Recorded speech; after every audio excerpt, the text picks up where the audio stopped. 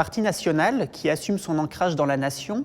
telle est l'image renvoyée par le Parti communiste français en 1945. Si les adversaires politiques du PCF, à différents moments de son histoire, ont pu le présenter comme étant un parti de l'étranger, si le Parti communiste lui-même est d'abord l'héritier d'une longue tradition internationaliste dans le mouvement ouvrier, il n'en demeure pas moins que son projet, ses discours, ses pratiques, s'inscrivent dans une culture politique nationale, elle-même imprégnée d'une culture républicaine, héritée de 1789 et de la Révolution française. La rencontre du PCF avec la nation remonte au Front populaire, lorsque le drapeau tricolore et la Marseillaise sont associés au drapeau rouge et à l'international. Peu de temps après, durant la guerre, la dimension patriotique est au cœur de la résistance communiste contre l'occupant nazi. Si bien qu'à la Libération, auréolé de son image de parti des fusillés et s'apprêtant à devenir le premier parti de France, d'un point de vue électoral autant que militant, le PCF se présente comme le parti de la Renaissance française, comme dans cette affiche de 1945. Accédant aux responsabilités gouvernementales, son objectif est de reforger une France forte avec l'énergie de son peuple. Drapé de tricolore, l'enclume et le marteau tenus par la main ferme et virile du forgeron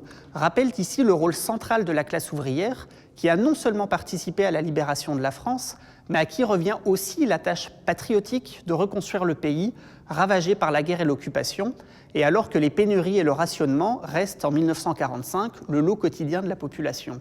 Ainsi, contre l'inertie, le sabotage et la trahison, l'heure est à la bataille de la production, comme le proclamera Maurice Thorez dans un célèbre discours.